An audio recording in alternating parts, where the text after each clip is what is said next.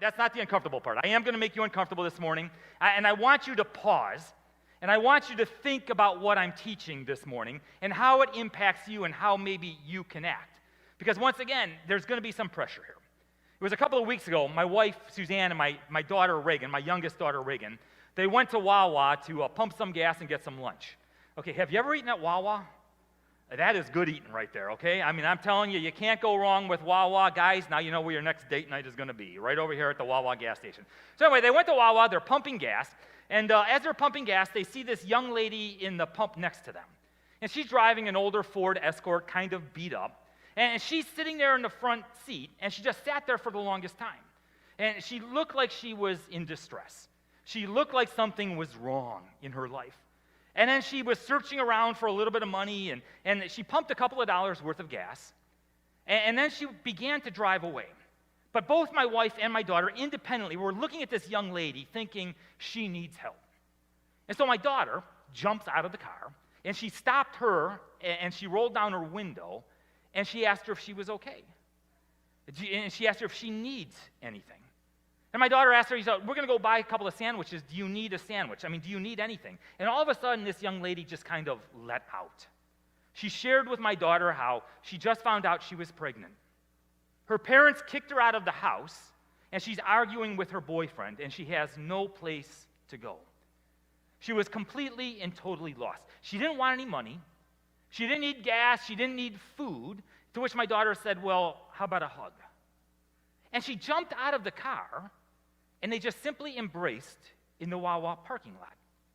They exchanged telephone numbers, and for several days, they kind of kept in contact. All that young lady needed was somebody to listen and to love her. Now, let me ask you, have you ever looked down your nose at somebody? I mean, have you ever looked at somebody, and you may not have verbalized it, but you thought to yourself, you know, I'm better than them. Maybe you're driving down the street and you pulled up to a stoplight. And there they are, that panhandler, walking up asking for money. And do you ever notice how we make judgments? And we make these judgments very quickly, right on the spot. I mean, let's be honest. Oftentimes, if there's two lanes, we'll pull up to the inside lane, right? Because if you're in the inside lane, well, the panhandler's on the outside lane. You don't have to make contact. You don't have to make eye contact or shake your head no.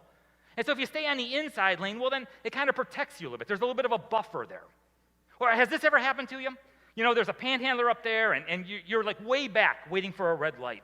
The light changes, and all the cars are going, you're going to make it, you're going to make it. And all of a sudden, the person in front of you stops, rolls down their window to give the person a couple of bucks, and you get stopped at the red light.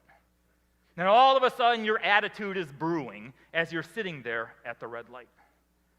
Or maybe you went up 34th Street, and you know what's going on.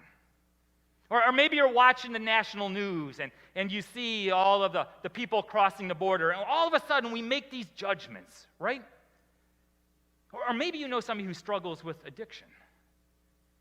And once again, we make these judgments about these individuals. And oftentimes we decide that, you know what, they're unworthy. They've made one bad decision after another bad decision. They're undeserving of my help. In Matthew chapter 7, Jesus said, do not judge, or you too will be judged. The old King James, judge not, lest ye be judged. I heard it said that the definition of judgment is let me just size you up and then write you off. Do not judge. Thou shalt not size me up and write me off. But yet so often we do that. We see someone or we see a situation and we think they're undeserving. We think they're not good enough, that they're worthless, contemptible, unfit, that they made one bad decision after another. I mean, why is it that we are so quick? I mean, right off the line, we are so quick to make these judgments about others. Now, I think there's all kinds of reasons. Okay, I just want to touch on a couple. I mean, there's as numerous reasons that we could possibly come up with, but maybe we're a little bit jealous. Maybe we're just a little bit jealous. You know, the way that someone else is living their life? You know, as followers of Christ, well, we know we can't do that. And so we made the choice not to do that. And yet here they are, they're living, they're having a lot of fun. And it doesn't seem like anything bad is happening to them. There's no negative consequences. Their noses aren't growing or anything. And so I think sometimes we're just jealous. Because they're having fun, they're doing things that, well, you know what, you and I can't or won't.